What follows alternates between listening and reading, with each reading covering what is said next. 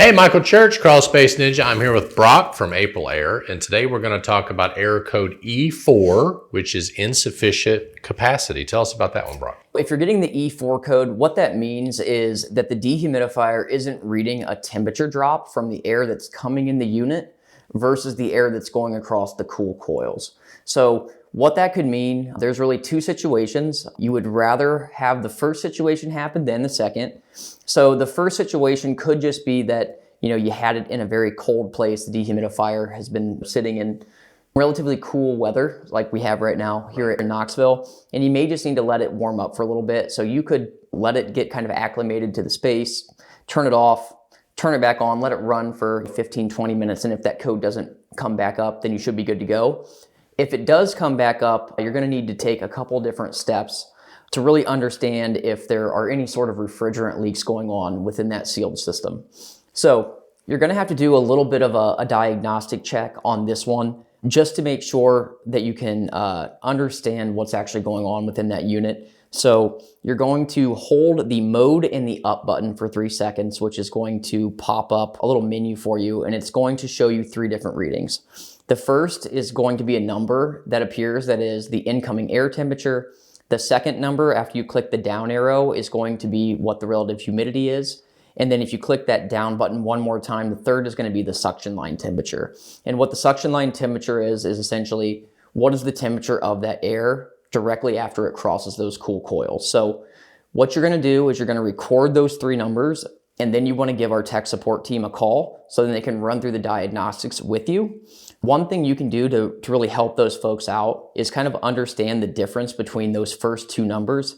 You want to see a drop on that incoming air temperature by at least 5 degrees. So if the incoming air is coming in at 70 and then you're seeing the suction line temperature is also 70, that means that the refrigerant is likely either you've lost the charge, you've got some sort of a leak, and you're going to need to replace that unit. But if you do see it's coming in at 70 and then the suction line is 62, there may be something else that could be going on there, and that would, require our technical support team to kind of get in there and diagnose if there may be any other issues. So you mentioned this is the Dehu killer error code, right? Once that one's there, basically the only fix, if you lost refrigerant, whatever happened, you're going to have to send the unit back or get it replaced or whatever. Correct. Yeah. And I mean, the reason that we have you call tech support specifically on this code is this is typically the code that would get you that full warranty. And it's a lot easier to just call them and try to get it figured out right away and get yourself a code so you can get your new unit shipped out, as opposed to you kind of trying to tinker with it. And then at the end of the day, you're just going to have to call them anyway. So the reason that if we have a refrigerant leak with our units that you would need to replace it, we have a sealed system. And the reason that we do that is we know when they come out of our factory that they're working 100%. We don't necessarily want people out there being able to charge, overcharge, undercharge our units, because the way that we have the refrigerant in those units is dialed down to such a tight degree of air.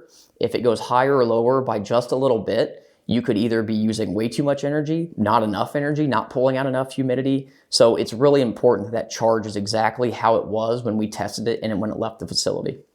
And normally I would think this code would show up maybe right after unboxing. I would guess shipping would be probably the biggest cause of a compressor issue or something like that, right? Yeah, so shipping is the biggest issue, but contrary to popular belief, this code isn't just going to pop up. So something that I see a lot is it will pop up. People will turn it off and turn it back on, and they think they're good to go. Right. And then it comes back. Okay. Now, the reason it comes back is the unit needs to run for 15 or 20 minutes so that when that air is going across those sensors, it can understand that there is actually a problem, because obviously that refrigerant takes a little bit of time to, get into its gas versus liquid state to be cooling it down.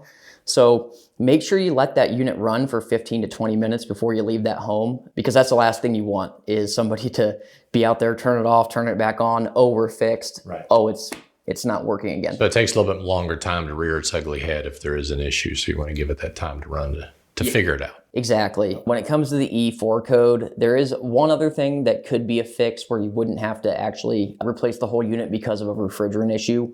It could be similar to what you're seeing with that E2 code.